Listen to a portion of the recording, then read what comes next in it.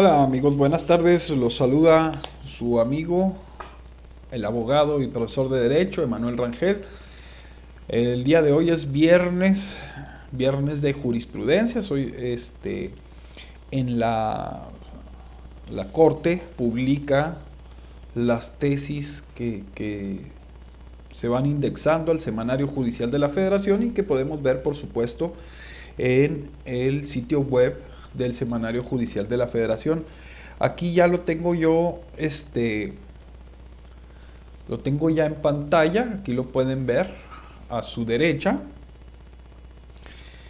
en el sitio web. Bueno, les explico un poquito cómo entrar para aquellos que aún no lo sepan. Es necesario entrar al sitio web del Semanario Judicial de la Federación, que encuentran con sus siglas SJF, punto, y luego las siglas de la Suprema Corte, SCJN, que es Suprema Corte de Justicia de la Nación, .gov.mx. Y bueno, los va a llevar directo a la página principal. Y cada viernes pueden ustedes entrar a esta página, porque a las 10:30 hora de la Ciudad de México se publican tesis por semana, ¿sí? Cada semana se publican. Le damos clic en la primera de las opciones, que es tesis y ejecutorias publicadas semanalmente. A ver, déjenme, pongo el escritorio grande para que ustedes vean dónde voy dando clic. El escritorio grande, ahí está. Y vamos a ver las tesis. Hay que darle clic en esta primera opción.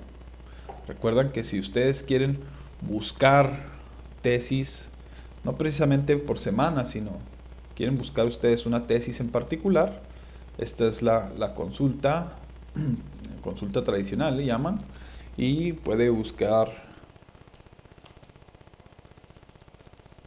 cualquier tema que le interese. Y mire cómo rápido le va a dar todas las opciones que encuentre el buscador. Este es muy bueno, sinceramente. Yo cuando estaba estudiando, ya se los he comentado, este, la Suprema Corte vendía un disquito que se le conocía como el USE, que era un programa donde te buscaba las jurisprudencias. Y aún así creo que tuve suerte, antes había que comprar el libro.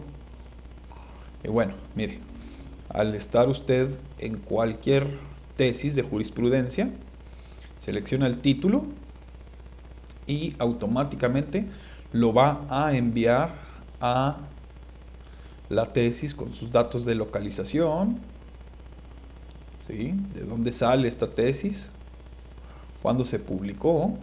Esta es prácticamente nueva. Y por supuesto le va a dar las opciones para copiar. Voy a usar siempre. Bueno, perdón, es que utiliza ciertas tecnologías que yo desconozco. Puede imprimir directamente, marcarla para después verlas, ¿sí? O copiarla. Mira, ahí se copió el portapapeles. Después, si usted quiere ir a otra aplicación y pegarla, pues, cuando esté haciendo sus escritos o cuestiones de ese tipo, bueno, puede entrar a verla. Pero en fin, bueno, este es así rapidito una idea de cómo funciona el Semanario Judicial de la Federación. Y ahorita lo que les estoy enseñando es a ver las tesis y ejecutarias que se publican todos los viernes.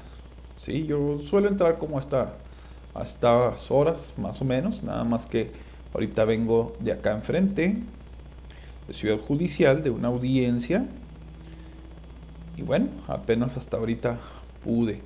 Vamos a buscar las tesis que hayan salido en materia penal este día viernes para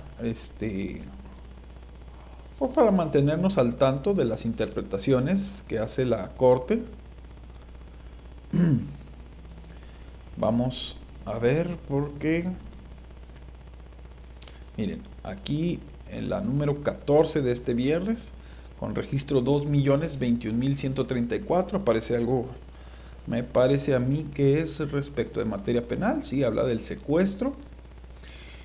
Y aquí está, secuestro, el artículo 10, fracción 2, segunda, perdón, inciso A de la Ley General para prevenir y sancionar los delitos en esa materia, no vulnera el principio de proporcionalidad de las penas. Podemos ver que se publicó el día de hoy a las 10:33. Sí, es una tesis de la primera sala, es aislada, todavía es apenas un criterio.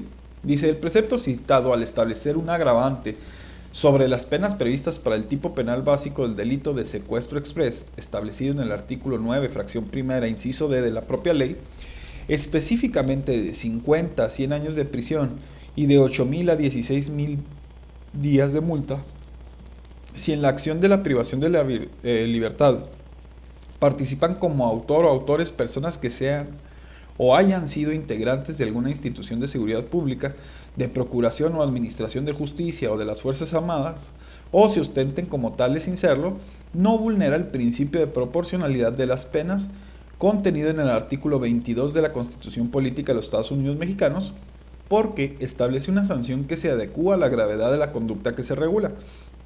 En efecto, teniendo en cuenta la gravedad de la pena, debe guardar una relación proporcional con el hecho antijurídico y con el grado de afectación al bien jurídico protegido.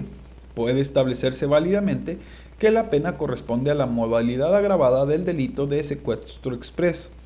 No resulta desmedida en comparación con las penas establecidas para otros delitos que atentan contra la libertad personal con similar intensidad y conforme a las diversas situaciones que lo agravan, pues el legislador optó por realizar un nuevo parámetro de sanción para la conducta de secuestro express agravado, eligiendo como técnica legislativa la opción de aplicar directamente la sanción penal que correspondiera por el delito básico y su modalidad agravada, además de que, desde la exposición de motivos que dio a lugar la norma examinada, se refirió que ante la creciente incidencia de la comisión de dicho delito y la insuficiencia de las penas vigentes, se estimaba conveniente duplicar las punibilidades para el delito de secuestro en cualquiera de sus modalidades.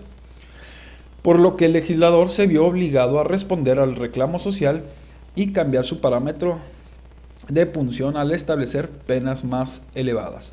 Asimismo, el merecimiento de la sanción punitiva mayor en el supuesto del previsto del artículo 10, fracción segunda, inciso A, de la Ley General para prevenir y sancionar los delitos en materia de secuestro, que se encuentra justificado por el incremento en el desvalor de la acción, dado que estos delitos son cometidos por las personas referidas dentro de la fracción de análisis. Se presta atención al beneficio ilícito que han pretendido conseguir a través de su encargo, así como las habilidades especiales que adquirieron, las cuales, por su propia naturaleza, facilitan su comisión, incluso con solo ostentarse como integrantes de alguna de las instituciones mencionadas. De la primera sala, ya lo decíamos, salió del amparo directo en revisión 1182, diagonal 2018, y 1183, diagonal 18. Con mayoría de 3 votos, por los ministros Norma Lucía Piña Hernández, Alfredo Gutiérrez Ortiz Mena, quien formuló un voto aclaratorio, y Juan Luis González Alcántara Carrancá. Disidentes fue de Luis María Aguilar Morales y Jorge Mario Pardo Rebolledo, quien formuló un voto particular. Bueno, en fin, ahí lo tienen. Vemos que la política criminal sigue aumentando las penas como si eso funcionara, ¿no? Yo desde que estaba estudiando recuerdo que mi maestro de penal me comentaba que esto no funciona. Los propios criminólogos nos lo dicen, ¿no? Esos que estudian la mente criminal, nos dicen que no, o sea, ¿qué más da que pongan 100 años o 200? Nadie vive 100 años en la cárcel. ¿Qué sentido tiene seguir incrementando las penas? El delincuente delinque porque piensa que no lo van a encontrar, no lo van a detener y no va a estar ni un día en la cárcel. Desgraciadamente, o que bueno, ya no sé cómo decirlo, pues no es así. El aumento de las penas desde mi perspectiva, no hace al delincuente dudar para cometer sus conductas delictivas. Así que, bueno, mientras siga avanzando de esa manera, la política criminal, pues no creo que vaya a cambiar mucho al respecto. Pero bueno, nadie le hace caso a este abogado que se dirige apenas a sus estudiantes a través de esta magnífica herramienta que es YouTube.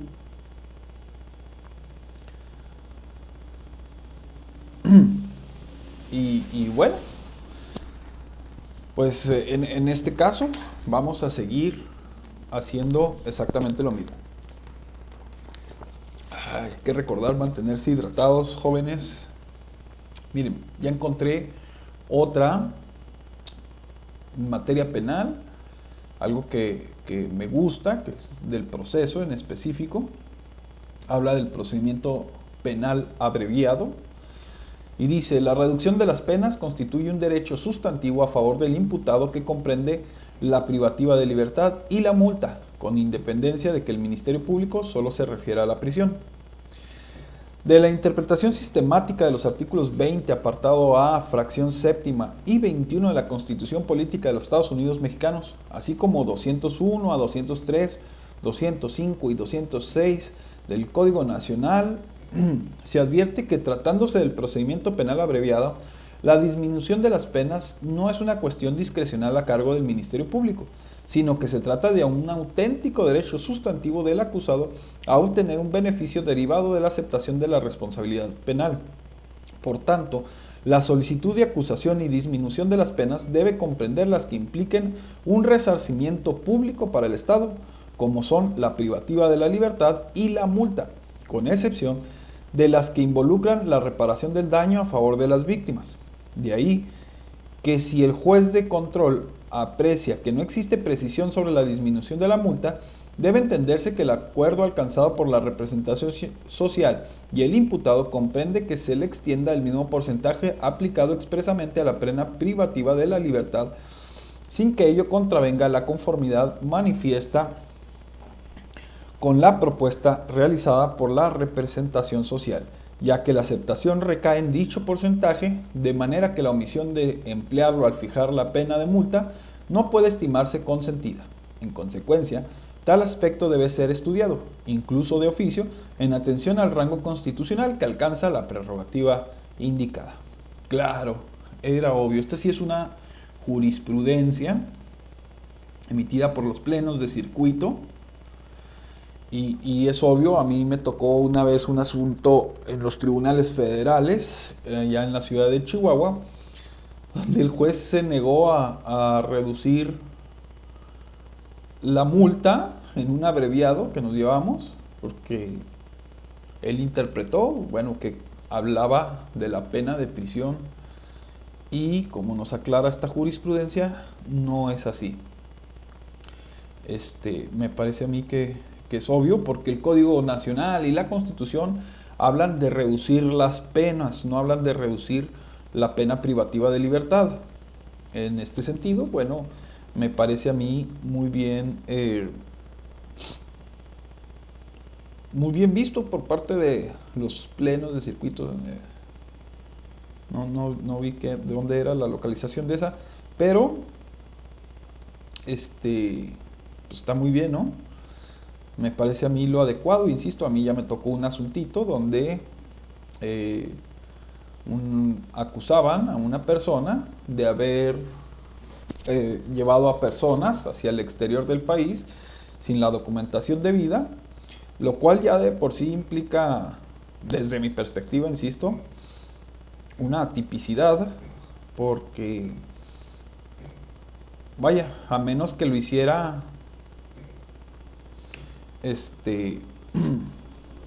a menos que esto lo hiciera en grado de tentativa, el tipo penal, no recuerdo exactamente, pero dice: a quien lleve a personas a internarse en un país extranjero sin la documentación debida. Una persona no puede cometer, si la detienen en este país, no puede cometer este ilícito porque no ha llevado a persona a internarse en el extranjero, que es uno de los elementos del tipo penal. En todo caso, podría ser en grado de tentativa, ¿no? Y sin embargo, no lo hacen. eh, y formularon imputación por este delito. Le hice saber al juez y me dice que no, que porque su intención era llevarlos fuera del país. Y yo digo, sí, es verdad, pero no lo hizo. Así que a lo mejor está en grado de tentativa, lo que por supuesto nos baja la pena a que si fuera consumado. Y bueno, podemos optar por un abreviado un tanto mejor. Pero bueno, en fin, ahí está. Otra jurisprudencia que sale ahí, esta es una tesis aislada por tribunales colegiados de circuito del primer circuito, publicada el día de hoy a las 10 horas con 33 minutos. Dice: descubrimiento probatorio de la prueba pericial en el sistema penal acusatorio. Esto es lo que me gusta a mí, el proceso. Conforme el artículo 337 del Código Nacional de Procedimientos Penales, la víctima u ofendido, el asesor jurídico, el acusado o su defensor deben realizarlo a más tardar 3 días antes del inicio de la audiencia intermedia. De lo contrario, precluye su derecho a ofrecerla. Bueno, pues es que ahí está un poquito complicado esto de cuándo se tienen que hacer el descubrimiento probatorio. 3 días antes del inicio de la audiencia intermedia. Y luego aquí habría que ver de cuál audiencia intermedia, donde sí se celebra o luego las que estamos postergando, ¿no? Pero bueno, dice: el precepto citado regula la fase de descubrimiento probatorio, la cual consiste en la obligación de las partes a darse a conocer, entre ellas el proceso, y los medios de prueba que pretendan ofrecer en la audiencia de juicio. En este sentido, en el caso de la víctima u ofendido, el asesor jurídico y el acusado o su defensor deberán descubrir los medios de prueba que pretendan ofrecer en la audiencia de juicio en los plazos establecidos en los artículos 338 y 340 del Código Nacional de Procedimientos Penales. Ahora bien, en cuanto al ofrecimiento de la prueba pericial, se deberá entregar el informe respectivo al momento de descubrir los medios de prueba a cargo de una de las partes, salvo que se justifique que aún no cuenta con ellos, caso en el cual deberá descubrirlos a más tardar 3 días antes del inicio de la audiencia intermedia. Pero en el supuesto de que el acusado o su defensor requieran más tiempo para preparar el descubrimiento o su caso, podrá solicitar al juez de control, antes de celebrarse la audiencia intermedia o en la misma audiencia, que le conceda un plazo razonable y justificado para tales efectos. Consecuentemente, si el descubrimiento se realiza fuera del plazo establecido, conlleva que se tenga por precluido el derecho para ofrecer la prueba pericial en cualquier otro momento procesal dentro de la fase intermedia. Entonces hay que hacer nuestros descubrimientos dentro de los términos, porque si no, precluye el derecho a hacerlo. Vaya, a veces pienso que pierden tiempo pensando en cositas. Habría que ver el caso completo. Pero eso es obvio, así lo dice la ley, el Código Nacional.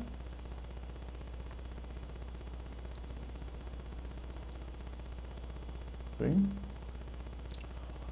A ver, vamos a ver qué dice Esta es otra tesis aislada de la primera sala. Dice: defensa adecuada en su vertiente material. Para declarar la violación a este derecho, es necesario que las fallas o deficiencias en la defensa no sean consecuencia de la estrategia planteada por el abogado defensor. En el análisis del juicio, el juzgador debe evaluar detenidamente que las fallas o deficiencias en la defensa no sean, desde ningún punto de vista, consecuencia de la estrategia defensiva del abogado defensor, pues al ser licenciado en Derecho, se le reconoce un amplio margen de libertad para ejercer sus funciones. Una estrategia defensiva es un plan diseñado e implementado por la defensa con la finalidad de proteger o promover los intereses del inculpado, de acuerdo con el contexto fáctico y normativo del caso. En ese sentido, se reconoce que cada abogado es autónomo en el diseño de la defensa a seguir a favor del inculpado, y no se soslaya que el silencio y la inactividad de éste o su defensor pueden interpretarse como una estrategia legítima de defensa, ya que el derecho a guardar silencio, lejos de ser una restricción del derecho a la defensa o del debido proceso, constituye un derecho del inculpado previsto en los artículos 20 de la Constitución Federal y 8, numeral 2, inciso G de la Convención Americana sobre Derechos Humanos. Por tanto, la posibilidad de que el juez distinga si ante una estrategia de defensa o bien frente a una violación de los derechos del inculpado dependerá necesariamente del contexto de cada caso.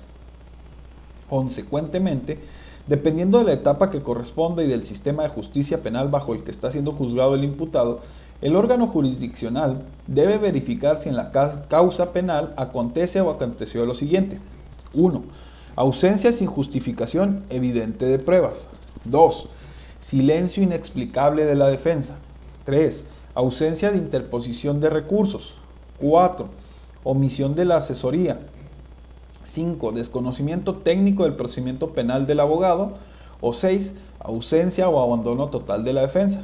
Así, al verificarse la existencia de una o varias condiciones anteriores, se estaría ante una violación manifiesta del derecho de defensa adecuada en su vertiente material. De lo contrario, se entenderá que el silencio y la inactividad del inculpado o su defensor atiende una estrategia legítima de defensa. ¡Ay, ya está! Esta tesis me gusta, está muy... Hay mucho que hablar porque, bueno, a lo mejor no lo saben los estudiantes, pero hay dos defensas, básicamente, ¿no? Una activa, donde el defensor trata de demostrar la inocencia de su cliente o de su representado, ahora no les gusta que les digamos clientes, y otra que es pasiva, donde el defensor únicamente su trabajo es meterle el pie al agente del Ministerio Público, no tanto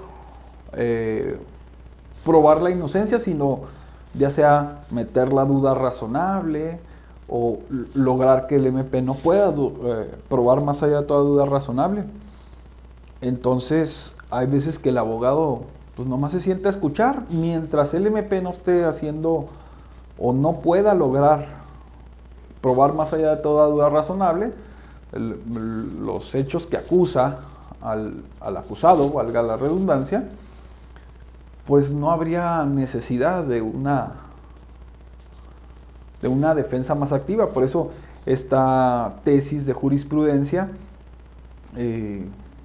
comenta algunas de las cuestiones, a lo mejor podría haber más, en las que sí podríamos decir que el abogado, al estar pasivo, estaría dando pie a una violación de derechos fundamentales para el imputado.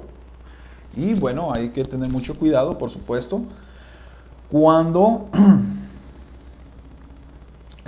vayamos a ser abogados. No se vale ser abogado y pues caer en este tipo de cuestiones. Miren, inmediatamente después está otra jurisprudencia, habla más o menos de la misma sala, y por supuesto viene del mismo amparo en revisión. Vamos a ver. Dice: la defensa adecuada en su vertiente material. No se satisface este derecho con el solo nombramiento de un licenciado en Derecho para la defensa del imputado, sino que deben implementarse las medidas necesarias para garantizar que tiene la asistencia de una persona capacitada para defenderlo. Abandono parcial de la jurisprudencia de la primera, 12 del 12 de la novena época. La primera sala de la Suprema Corte de Justicia de la Nación, en la citada jurisprudencia de rubro defensa adecuada, forma en que el juez de la causa garantiza su vigencia, sostuvo que el derecho de defensa adecuada se garantiza esencialmente si el inculpado es asistido por un abogado defensor y no se obstaculiza de ninguna manera el trabajo de la defensa. De igual modo, estableció que el referido derecho no debe llegar a ciertos extremos, entre ellos vigilar la estrategia de defensa, eso me parece bien, justipreciar la capacidad o incapacidad técnica del abogado, sé más o menos, y sé que el incumplimiento de los deberes de la defensa debe evaluarse por el juzgador, sino que en todo caso podrían ser materia de responsabilidad profesional. Ahora bien, la armonización de la doctrina constitucional del Alto Tribunal con la jurisprudencia en la Corte Interamericana de Derechos Humanos y una nueva reflexión sobre el tema llevan a esta primera sala a separarse parcialmente del criterio plasmado en la tesis, específicamente en lo referido en las consideraciones señaladas en los incisos B y C. Claro, ya decía yo que la A estaba correcto. Pues se reconoce que parte del núcleo esencial del derecho a gozar a una defensa adecuada lo constituye el cumplimiento de que éste cumpla con su aspecto material, es decir, que el abogado satisfaga en un estándar mínimo de diligencia en el cumplimiento de sus deberes, lo que además debe ser controlado por el juez en su calidad de garante y rector del procedimiento penal. Esto porque una verdadera defensa adecuada no puede limitarse a meros aspectos procesales o de trámite, pues el solo nombramiento de un licenciado en Derecho para que asuma la defensa no satisface ni efectiviza por sí mismo el derecho a gozar una defensa material, sino que se requiere que se implementen todas las medidas necesarias para garantizar que el imputado tiene la asistencia de una persona capacitada para defenderlo. No obstante, una vez satisfecho de este estándar mínimo, el juez debe abstenerse de controlar la bondad y eficiencia de la estrategia defensiva adoptada o el resultado de esta, en virtud de la autonomía de su diseño por el defensor nombrado. ¡Wow! ¡Qué bonita tesis! Sí, efectivamente, a veces no basta tener el abogado para decirse que ya está defendido, ¿no? A mí me tocó, esto fue antes del Código Nacional de Procedimientos Penales, cuando todavía aquí en el estado de Chihuahua trabajamos con el Código Estatal de Procedimientos Penales, el cual por supuesto indicaba que las declaraciones ante el agente del Ministerio Público eran válidas siempre y cuando, número 1, se videograben y número 2, sea con presencia de su defensor. Entonces una vez llegó a mi consulta una persona que quería que defendiese a su hijo, así lo hice, y querían hacer valer una declaración que hizo ante el agente del Ministerio Público porque estaba videograbada y supuestamente el agente del Ministerio Público, o al menos él decía que su defensor pues, ahí estaba enseguida. La situación que fue que esta declaración se hizo a las 2:30 de la mañana y a la defensora pública en ese lugar estaba dormida, así literalmente sale en el video con los ojos cerrados y la cabeza hacia abajo, dormida durante, y luego enseguida su representado, ¿no? Ahí sí representado porque era una defensora pública, por lo tanto no es un cliente, pero bueno, más allá de eso, dormida la señora. Por supuesto que ahí no tiene una defensa adecuada, ¿sí? El señor hablando, por supuesto, todo de cómo cometió su delito, ¿no? En fin, a ver, derivada del mismo amparo directo en revisión 1182 del 2018, tenemos esta otra tesis aislada, defensa adecuada en su vertiente material. Los órganos jurisdiccionales deben tomar las medidas para garantizar que el abogado defensor tenga los conocimientos y la capacidad necesarios para defender al imputado.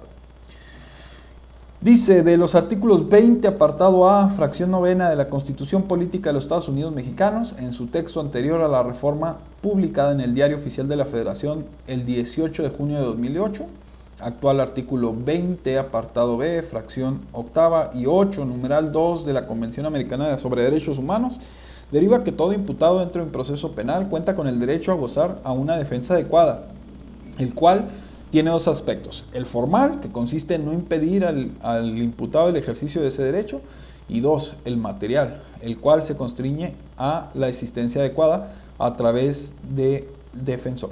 Por ende, los órganos jurisdiccionales correspondientes deben tomar medidas para garantizar que el abogado defensor tenga los conocimientos y la capacidad necesarios para evitar la vulneración del citado derecho en perjuicio del justiciable.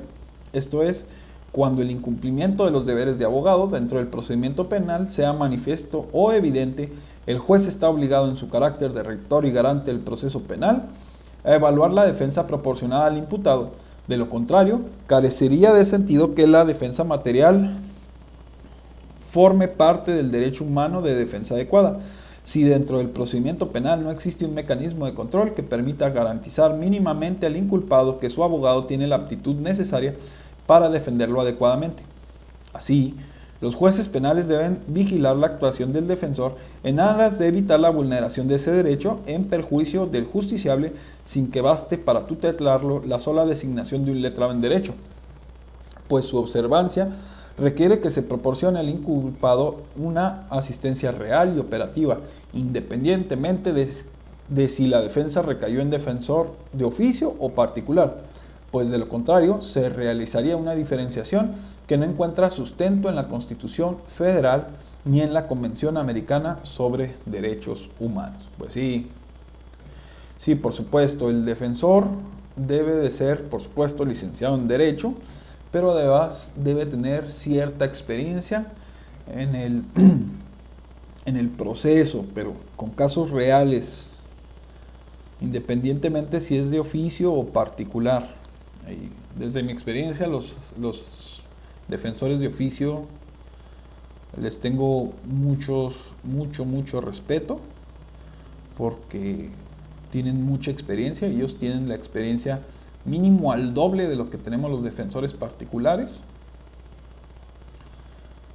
Tiene sus desventajas tener un defensor de oficio, pero también tiene sus ventajas, ¿no? La experiencia que ellos tienen es impresionante. También del amparo directo en revisión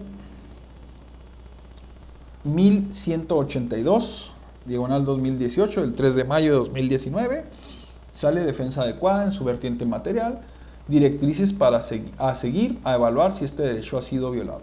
Porque, o sea, en concordancia con las anteriores, sí, el juez debe de vigilar que el abogado tenga conocimiento del sistema de justicia penal, no solamente que sea licenciado en Derecho, porque ustedes lo saben perfectamente, los abogados nos especializamos en diferentes ramas, sino que tampoco el simple hecho de que el abogado esté guardando silencio no quiere decir que tenga un desconocimiento. Vaya, sería necesaria que sucedieran una de esas circunstancias que nos decían en la tesis que habíamos visto anteriormente.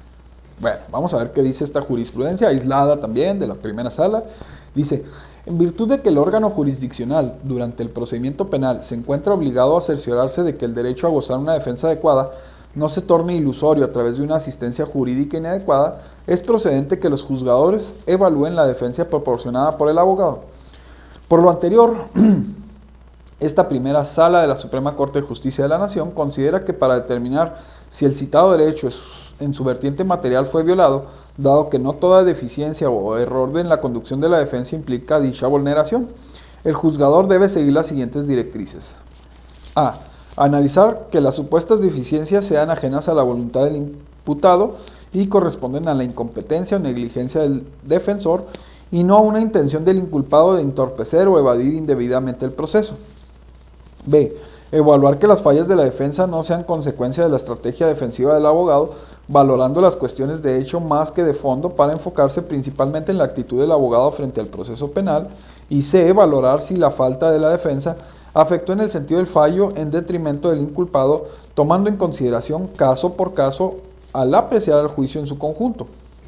Ahora bien, si después de realizar esta tarea evaluativa, el juez determina que alguna de las citadas fallas resultó en vulneración del derecho del imputado a contar con una defensa adecuada en su vertiente material, tendrá la obligación de informarle tal circunstancia con la finalidad de otorgarle la posibilidad de decidir si desea cambiar de abogado, ya sea que él nombre a uno particular o se le asigne uno de oficio o tiempo suficiente para preparar nuevamente su defensa y poder subsanar las fallas o deficiencias de la defensa anterior. Por lo tanto, por otro lado, si decide mantener a su defensor particular, el juez nombrará un defensor público para que colabore en la defensa y pueda evitarse que se vulneren sus derechos.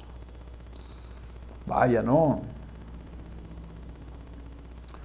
Digo, además de que está muy interesante las directrices que debe tomar un juez antes de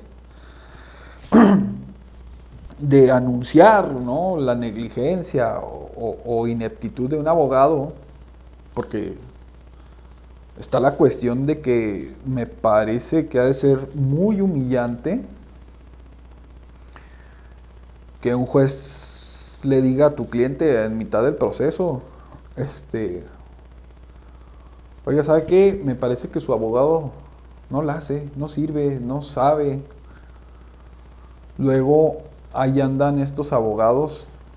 No, pues es que el juez se vendió. No, así no es la situación, ¿eh?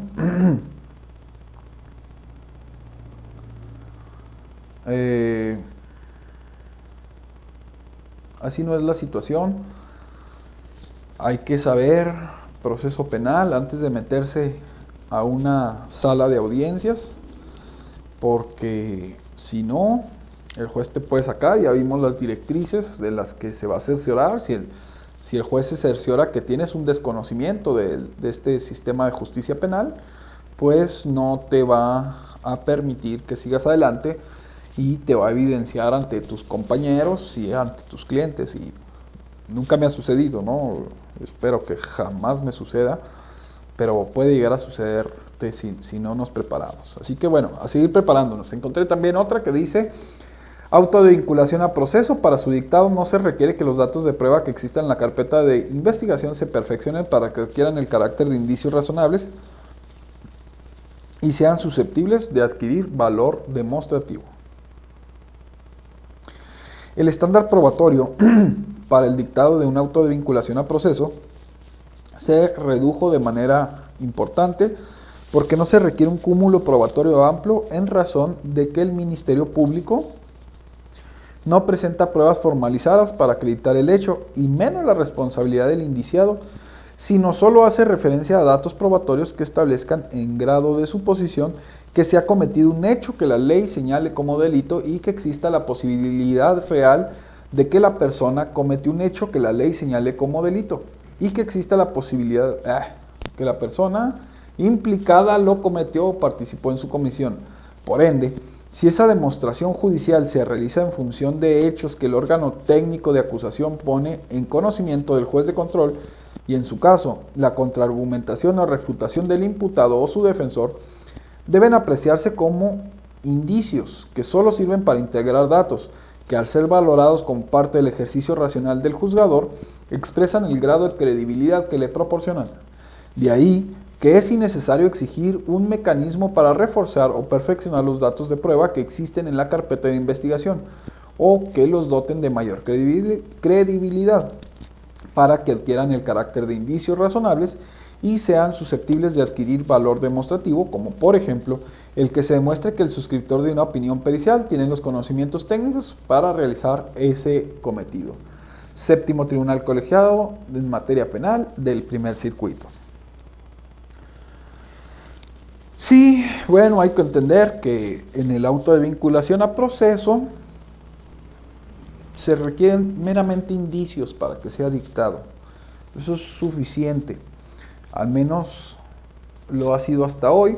La idea, es que hay que entender, la idea de la vinculación a proceso es que sea un filtro para que no todos los casos se tengan que ir hasta juicio oral para resolverse. Es decir, habrá algunos casos en donde ni siquiera se pueda demostrar de manera indiciaria que existió un hecho que la ley marca como delito, o bien la responsabilidad penal del imputado, o bien por el lado contrario que el abogado pueda probar una excluyente de responsabilidad, o lo que sea, etcétera. ¿Sí me explico? Aquellos casos que no merecen no merecen la pena que pasen durante todo el proceso.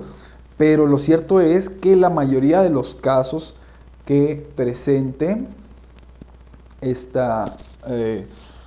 la Fiscalía, ya sea la Fiscalía General de la República o la de los estados, pues va a haber indicios.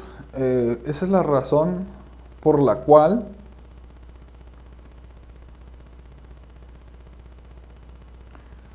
se están formulando imputación. Al menos un licenciado en Derecho, un experto, un perito en Derecho, como lo puede ser el agente del Ministerio Público, piensa que pudiste haber sido tú quien realizó los hechos que te imputan. De ahí, porque he escuchado a algunos compañeros, abogados, decir que los jueces tienen línea, que todo vinculan. Sí, ¿por qué? Porque hay indicios suficientes. Es normal que vinculen, por eso es importante que el abogado, el defensor, abogado defensor, hable bien con su cliente, le entere para qué sirve cada etapa del proceso, que les explique a veces porque ellos no entienden, y luego encima tiene que estar uno peleando con coyotes, ¿no? Donde ellos llegan y le ofrecen el cielo y las estrellas a los imputados y se lo creen, ¿no? Pero bueno, vamos a ver la última tesis de jurisprudencia emitida el día de hoy, viernes 22 de noviembre de 2019. En materia penal, ojo, nomás analizamos en materia penal, hay otras, ¿sí? El día de hoy se publican, recordemos, 67. Ay, perdón. Vamos a ver, dice, aseguramiento de activos financieros.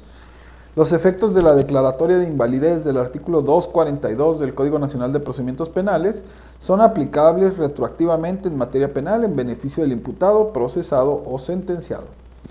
El Pleno de la Suprema Corte de Justicia de la Nación, al resolver la acción de inconstitucionalidad 10/2014 y su acumulada 11/2014, estableció, entre otras cosas, que el aseguramiento de activos financieros requiere un control judicial previo y que al no preverlo el artículo 242 del Código Nacional resultaba inconstitucional y procedía a declarar su invalidez con efectos a partir de la publicación de la sentencia en el Diario Oficial de la Federación, lo que aconteció el 25 de junio de 2018. No obstante ello, el Tribunal Pleno exceptó de dicha vigencia a la materia penal, pues determinó las declaratorias de invalidez a que se refiere este fallo surtirán sus efectos a partir de la publicación en el Diario Oficial de la Federación, sin perjuicio de que se apliquen los principios en materia penal de conformidad con los artículos 105 constitucional y 45 de la ley reglamentaria de las fracciones 1 y 2 y del artículo 105 constitucional de la Constitución Política de los Estados Unidos Mexicanos.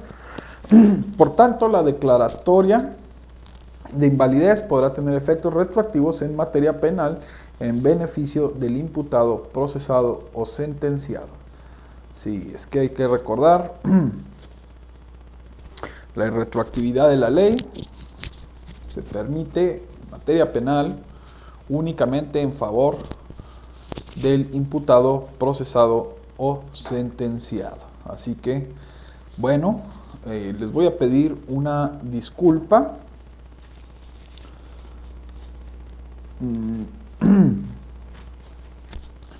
por la lectura. Es la primera vez que las leo porque están recién saliditas del Semanario Judicial de la Federación, pero bueno, nosotros ya nos enteramos y ya estamos aprendiendo respecto de aseguramiento de activos financieros, respecto de retroactividad y de defensa material. Vaya, esas tesis, 3, 4 tesis que vimos, me encantaron porque habla de los abogados. Ustedes lo saben, yo soy un abogado y un abogado muy feliz de ser abogado. En fin, así es como nos vamos a ir actualizando todos los viernes. Así que, bueno, pues no queda más que despedirme de todos ustedes. Les mando un abrazo desde aquí en mi despacho, justo enfrente de Ciudad Judicial, en Ciudad Juárez, Chihuahua. Si te gustó este video, por favor, dale like aquí abajito, suscríbete, por favor, para que te avise el sistema de YouTube que cada vez que subo un video, por supuesto, y si quieres que te mande una notificación, pues presiona también la campanita para que el sistema de YouTube te mande una notificación y te diga, oye, Manuel Rangel ya subió un video, y te pongas a verlo, ¿sale? Bueno, coméntenme también, déjenme aquí en los comentarios de YouTube qué piensan sobre estas jurisprudencias, o bien sobre lo que dije, y nos estamos viendo pronto, ¿eh? Hasta luego, que tengan un bonito fin de semana y nos vemos la próxima semana.